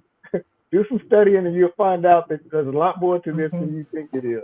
And that's, I think if we can get there, a lot of, and this is not, everybody's not going to be on one accord. Okay. We already all know this, but as many people that possibly can get there, we need to welcome them and try to get them there, and it's not anybody's specific job to do that either. So, I don't make New Year's resolutions any longer. But what I did say about this particular year that my speeches were going to be more engaged with trying to trigger the next person, to trigger somebody else, to trigger somebody else, to trigger somebody else. So little bitty pieces keep on going to where eventually it's enough of those people who have that idea or concept that can start to build a community around it. And so I think that when you start looking at the old world that's gone now, these people that are putting themselves in, I'm the leader, and you know, I'll take you forward and follow me. That's over with. That doesn't exist any longer. And that's why we're seeing the society splinter off and kind of trying to figure out where they fit in at. Now, I'm glad we're having this broad spectrum of conversation between the lines here too, because the subject that we're talking about, a lot of people probably thought, okay, well, I'm going to tune in. I need to put some, you know, a black dress on because it's going to be sad. No, at the top of the show, we told you this is about magic. And so we're having an enlightening conversation. Sure, the topic is heavy, but at the same time, Yuvelca is talking to you straight to your subconscious. She's giving you the kind of information that you need to come back. Okay? So if you've already experienced this, hopefully you can take something from this show and start to put little bitty pieces in place to start rebuilding your foundation, because you have to start over. We talked about this. The old you has to die. And so some parts of you have died off with going through such a traumatic event like that. And so people have to have empathy for you. And I try to, as we mentioned, you know, they can't tell you what your timeline is. That's on you. And so you just have to try to make sure that you minimize the people around you that are trying to push you to, hey, you should be over this by now. Get it, you know, minimize those people engaging with you and try to maximize the ones who really have an empathy and a care for your well-being mentally. And you'll be fine. It's still going to take some time to heal, but you will be fine. And ladies, wow. You guys have touched on so many great points. You know, with Yuvelca, I saw when the energy shifted. Yeah, me too. I saw when the I felt energy it too. shift. I felt it. You know, and when the energy shifted, she allows spirit to speak. Yeah. Yeah. You did. You know, I got a chills. She allows spirit to take over because that is what the collective needed to hear. Absolutely. You know, and that's the beautiful thing. When we can allow, when we can be ourselves, and when we can allow, you know. And the beautiful thing is that when we are walking this journey called life, we really need to look at ourselves. Whether you're a man or whether you're a woman, you really need to sit and take a hard look at your life. Because when you're going to come together in union with someone else, and especially deep into intimacy, you don't really know what is going to happen. Many times we come to that space and we are drug abuse. You know, you're drug abuse, you're taking substances, and you're coming into that space to birth a child. Can you think exactly what is going to happen to that fetus? That is something sacred. You know, you're coming together to birth something that is so precious and so sacred. Think when you're coming together to do that. Because what you want this fetus to represent when they enter into this atmosphere. And many times you find that both parents tend to blame the child. You cannot blame the child. You cannot do that. Because when you chose to come together, or if it happened another way, it's totally different. But if you're making that conscious choice to come together, just know what you're doing. Know what you are doing, because it's something sacred it's a soul you're bringing into this world. You know, that is when many times when myself and Lady Jerry are coaching people, they have couples would say, you know what, we want to make sure we heal certain aspects of our lives before we go that step further. Before we go into that step further, we need to heal certain aspects of your life, because especially when you're going to bring a young child into this world, you really got to know what you're doing. Right, Yuvelca? Yes, ma'am. You really do. You really need to know what it is, and because you don't want, you have a responsibility not to cause further trauma. You know, Right. the birthing experience is already traumatic as it is to the body, but what are the other layers of the circumstances behind that? Do you have a great support system? Do you have a great family? Did the families come together? All of these things, because if you do, and I never wish this on anyone, experience a stillbirth, you need that support system. You're going to need that support system. And again, you know, with brain spotting, I'm not Jesus. I'm not healing you of nothing. The only thing that I'm doing as the practitioner sitting across from you is allowing you to have deeper access to healing, because I'm helping you open up that file cabinet and look through the files. It's the best way that I could put that. Yes. And you deserve it. Yes. Well, Ooh, I don't know how to follow that. This show, this show has been really powerful.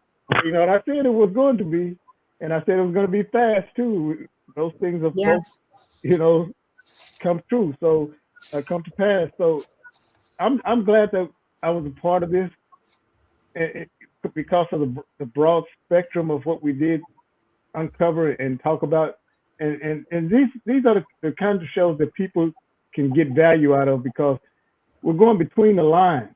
It's not a stiff conversation to where we're just kind of taking you around the edges of it and the professional language of it. We're kind of pulling that back and speaking to you where you are. And that way you can connect with us, right? And so I'm glad I was, you know, a part of this. I really am. This I feel really good about this. This is a good show. It really was. And let me put something in too that I think is important here too. You know, all three of you ladies have discussed, you know, care and concern a lot tonight. And I think, you know, like in the industry that Lady J and Lady K are in right now, there is a big drop off in that industry where you have people who are considered migrants, for instance. They're leaving the profession because they're afraid. So that's going to put the whole healthcare industry itself in sort of a crisis mode as we move forward, because that's going to be a domino effect. It starts there, but once those people actually leave the industry, then you're going to have a domino effect, because it's going to push back into the hospital, the private care. And so we have to come together and start moving this thing forward instead of backward. We're still going too far trying to recover something that never existed, never will exist. And we need to move what is going to help humanity as a whole forward. That's what we need. Mm-hmm. And so this show has covered a lot of different aspects of what I just said there, along with all the other topic matters that we were, you know, said we were going to talk about. We've covered a lot of things. And so I think, but for what I just mentioned, I had to throw that in because I saw that report and it sort of bothered me that these people were on camera saying that they were going to leave, they had to leave. You know, they've given themselves a certain amount of days and they're leaving because they're afraid of being arrested. So we just can't have a society that functions like that, because think of what's happening to the people that's going to be at home that's used to having home health care benefits, you know, people there to tend and help them and that kind of thing. Who's going to step in and fill those spaces? It's going to be a domino effect that's going to bring what we think already is a bad economy. You haven't seen anything yet to what could happen. So I just want to throw that in and put that in perspective a little bit. But I just really have enjoyed it, especially Yuvelca taking her coat off there. I mentioned Dr. Ross a lot of times at the beginning of the show, And I'm sorry for that, Yuvelca. I wasn't referring to you as I was mentioning. I saw his name pop up, and because of the shows I've watched with him on it, I know he's going to bring some interesting questions. And for some reason, he got stuck in my head. So as I'm trying to pitch back to you, I'm saying, Dr. He gets stuck. He gets stuck in your subconscious mind. Yeah, but that didn't stop him. That didn't stop him, Will. He was still dropping them questions in the chat. I saw it popping up back to back. That I was like, what question? What question did you have? So definitely active. Yes. Mm-hmm. Yes, he tapped into my subconscious. See, so I'm telling you. That is how it happens. Exactly. No. That This never is the happens. magic of I'm always paying conversation. attention. Yes. Thank you so much for having me. Yuvelca, you got to be a returning guest. Yeah, we should do part 2. Been fun. Absolutely. Yes. I'm here for it. Thank you so much. I so appreciate it. And thank you for bringing this magic of unity, this magic of conversation and of like-minded people. Thank you so much. Thank you. And I know you have to go now because you have another appointment, but all the Yuvelca handles are in the notes below, so you can get in contact with her. All her books, everything is right there. So you can just click on the link and you go straight to purchase her books. Thank you for being here, Yuvelca. You're such a breath of fresh air. Thank you. And I'll see you again next time. Thank you. Yeah, thank you so much. Bye-bye. Thank you. We appreciate you. Thank you. True inspiration. Yeah, she is a true inspiration. Yeah. That was so good. Yeah, and that is what we need, and like I was saying at the top of the show, is that when you come into enrichment of mind, body, and soul, or holistic healing hour, or soul light and body, when you come into these spaces, you are enriched when you leave these spaces. Right. Because each guest that we bring on into these spaces is to help you to help yourself. Mm-hmm. It's to help you. It's all about you. We're thinking about you to help yourself. And at the end of it all, you can reach out to these guests and you can go further with them. Right. And help yourself further. Because the thing is that many times we are sitting there, and when we sit there, there's nothing happening for us. There's absolutely nothing happening for us. And we have to stop preforming and move to transforming. Oh, that was good. That's a good one. I'm going to repeat it again. We got to stop preforming and move to transforming. Because many times we are just preforming. There is nothing happening. There is no evolution happening in our lives. That is why we got to go within ourselves. We got to strip ourselves down. We got to strip ourselves down. Yeah. We got to strip ourselves down. And if it means that you got to cry, you got to scream, whatever it takes, you got to strip yourself down. And when you strip yourself down, then you start to see the parts of yourself that need that healing, that deep healing. You got to zoom into these parts of yourself and see the parts that need that deep healing, like unforgiveness, hatred, all of these things. You got to start zooming into these areas and remove those energies from your life, because those are energies that is holding you back. And those energies transform to something else. They're sitting there and they're transforming into something else that you would not like to see. So it's preferable you sit, strip yourself down, and start to go into all these areas of your life and start to address these things in your life and start to transform your life. You cannot do it on your own. Grab yourself a coach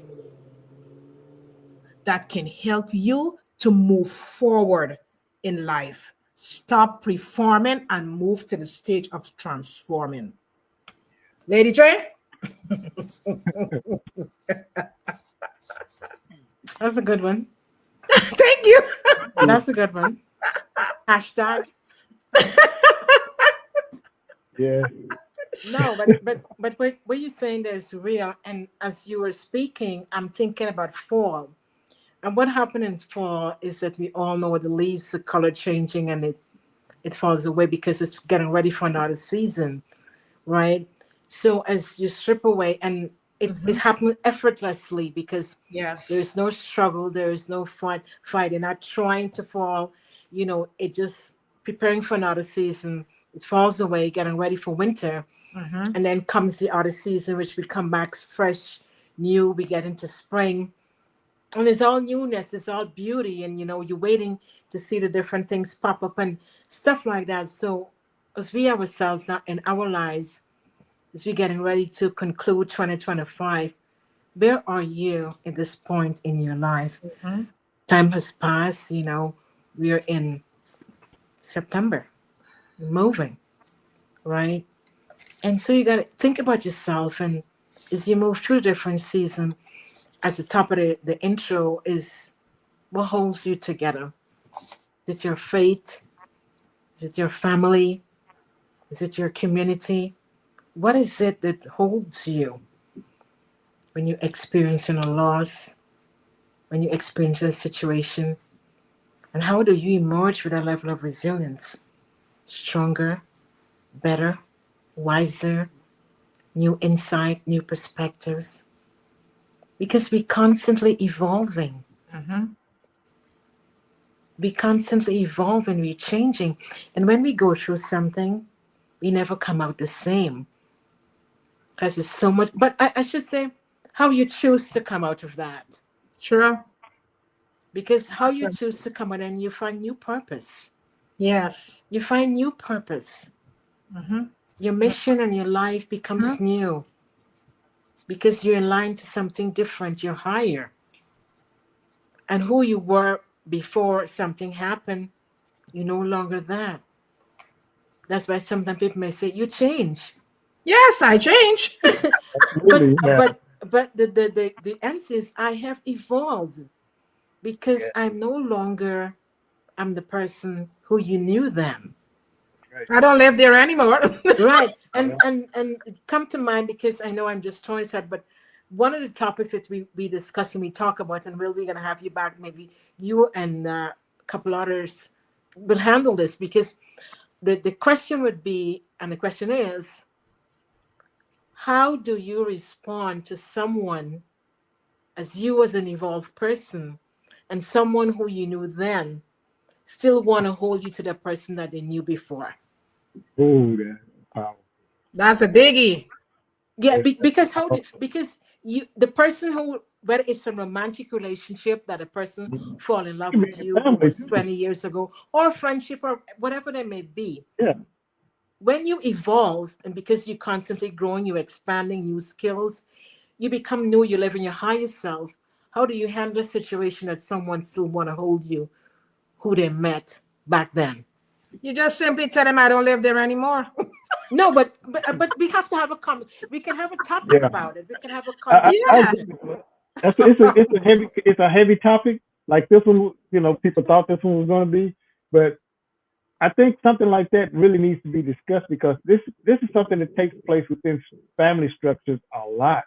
Where one member has constantly, they've gone away from the nuclear family, and they've grown and changed. And when they come back, the family wants to put them back to where they were when they were like 15, 16, even 20 years old or so. They're remembering them as that, and they don't want them to be who they are today. And so they try to drag them back into that. They keep bringing up old stories and hey, you was this, you was that. What are you talking about? Right, what are you talking about? That'd be a good show. We need to do a show like that. Yeah, we need to do one of that. Yes. And if you're watching, or you can catch us on the replay, and you hear us talking about it, you would like to be part of the show with that topic, just zoom in on us, give us a call or send us a message if you want to be part, because sometimes you might have experienced that. And so come in, we welcome you. Come and share your story. This is what this is all about. It's sharing, because when we share, we empower. Yes. When we share, we heal. Exactly. Yeah.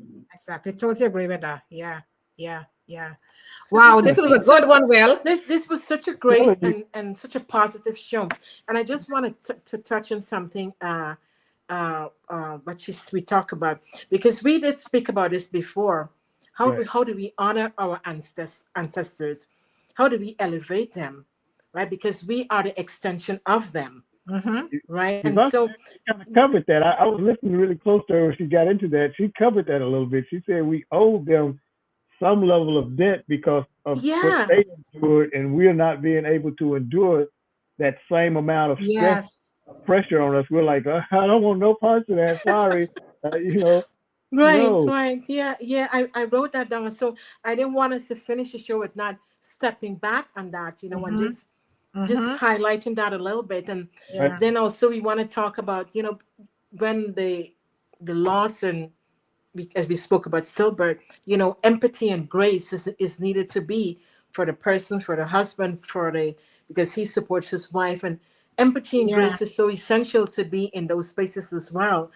And as she also mentioned about everybody focus on the woman, the mother, but then what about the dad? Because he lost something too as well. Yeah. And even the kids, and she talked about the elders, because they were expecting someone to come home with the mother to come home with the baby. So this was such a great subject, was a great Yeah. topic, and it really, really woven into the power of resilience and giving. Yes. As Yeah. it should have.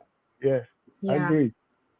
Wow, this was really, really good, And the beautiful thing is that when we can all step back and when we can look at ourselves and see the things that need to be addressed in our lives, you will see the transformation start to happen in your life.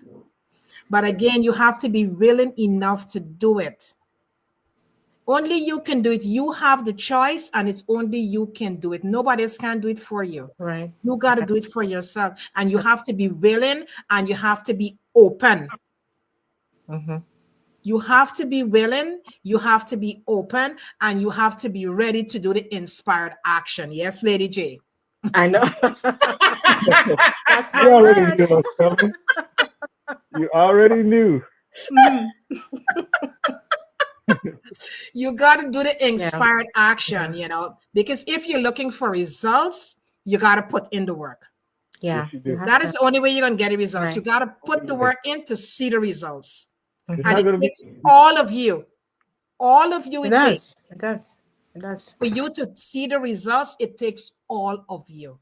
You got to put your best foot forward for yourself, because you're doing it for you, nobody else. You're doing it for you. So you can get to that essence of yourself, that true essence of yourself, that true essence, and always remember, you are an infinite ocean of consciousness. You That's a are heavy one. an infinite ocean of consciousness. Yeah. Your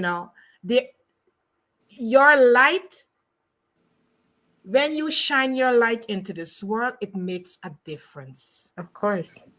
It makes such a difference. And there is no beginning and there is no end, because you're an infinite ocean of consciousness. Remember that. Sit with that. When you come off from this podcast, sit with that. Carry it through the week and share it. Yes, yes, yes. And we want to congratulate Dr. Marcia. Yes, on her book. Yep. Yep. Absolutely. Yep. Good. You got it, Dr. Marcia. Good. You got it. And we want to shout out to Razi too, because if you're looking to write a book and get your book published and every single thing, please, Razi is going to help you. She's going to hold your hand. She's going to guide you through the process so that you can be able to have your books as well, whether you're going to do it in hardcover, soft, paperback, or Kindle or audio. Please connect with her. She's amazing. Thank you. Congratulations to all you authors, because you have decided to bring the magic out in a book. Oh, that's right. That's the magic. The magic is in the book form, because you take what's inside of you and you offering it to the world. You're offering it to the world. So congratulations to all you authors that take the time, and to the authors who are sitting on that manuscript. Bring the magic out. Bring the magic out to the world. The world needs that story. Just bring it out. Birth it. Bring it out and birth it. Yeah. So we want to thank Dr. Ross. He was very, very, very he's amazing. Communicate with us. Yes. Thank you so much for popping into this space this evening, and to all the other viewers. Thank you so much for popping into this space. Thank you. And helping us each week as we move forward is helping us and helping yourself as well. Because when you come into this space, you're able to exchange. You're able to ask questions, you know, and by asking the question, that is how you get help. That is how you get the help. When you ask a question, that is how you get help. So thank you so much for engaging and coming into this space, because we really appreciate you. And don't forget to subscribe to Soul, Light, and Body, that you will never miss none of these episodes. We have so many other things lined up for before the year is out, some other great topics. So continue to follow us. Hit that notification button so you'll always know when we're on air, that you can be a part of these beautiful spaces that we are in. Enrichment of mind, body, and soul, Soul, Light, and Body, the Holistic Healing Hour. And we need to start back the Reflective Speaker Series. So these spaces is just to help you in your process of transformation. That is what we're here to serve humanity. That is what we're here for. And don't forget, we got our hard copy magazine and our digital magazine. It's free of cost. It's totally free of cost. And it's good. It's good. Yeah, the magazine is really good. It's really, really good. And whichever part of the world that you're living, you can have the digital version. And if you live in the United States, you could have the hard copy version. It's beautiful. They have recipes. They got great stories. They got things to encourage you, to uplift you, transformational. Just subscribe. Subscribe, and you'll have it in your nightstand, or you can have it in your email box. So just subscribe. And again, don't forget also to check out 246 Bajan Vibes Family, because they got some beautiful thing and they classified us, and you can be a part of that as well. It's because of them, that is why we're able to bring enrichment of mind, body, and soul to you. They give us this platform that we can be a part of what they're offering to the world. So Sugar D and to the 246 big shout out to Sugar D. Sugar D and to the 246 Bajan Vibes Family, thank you so much for giving us this space that we can host enrichment of mind, body, and soul every Sunday. Thank you so much. Well, thank you so much for joining the team tonight. Thank you. It was really, really good. Yeah, and fun show. Yeah, and to Tommy Thompson, thank you so much for always being behind the scenes and making things run smoothly. Thank you. And if you know someone who could benefit from this show, kindly share this link with them and help them through their period of stillbirth, because somebody's going through pain right now with stillbirth, and they can gather some pointers that they can help themselves in this period that they're going through. So, and we want to thank Yuvelca for coming on as well, because she was so great this evening. She bring a lot of pointers that to help individuals understand more about themselves and families and friends and relationships, the things you need to do in order. Thank you, Yuvelca. If you join us late, you really got to watch this replay. Yeah. Because it was really, really an amazing podcast. And we also want to shout out to Christiana for what she had shared too on previous shows as well, Miscarriage and Baby Losses. Yeah, that was a good show as well. Was really good. Bill, you were on that show too. Yes, Bill was on that show. Yes, you were on that show. He was on that show as well. Yes, yeah. So thank you guys so much. Thanks all of you. Have a great week. Yes, see you guys here next Sunday. See how you can live the best version of yourself. You see how much fun the show was? We talking over each other and going. So much of fun, because the energy is so great. This actually never happened during the course of a show, but tonight is because of the energy is so overwhelming. It's just all over the place. It's flow. And as you rightfully said, the time went by so fast. You didn't even realize the time went by so fast. Right. Yeah. It was good. Yes, thank you, Will. Thank you so much. Thank you so much. To the viewers, thank you so much once again, and have a fabulous week. Just know that you are enough, you're worthy, you're special, And don't forget, you got a magic in you. The magic is Tap in you. in. Tap into it. Tap into your magic. Peel the layers and tap in. Yeah, let this be a magical week for you. Absolutely. Bye-bye. Bye.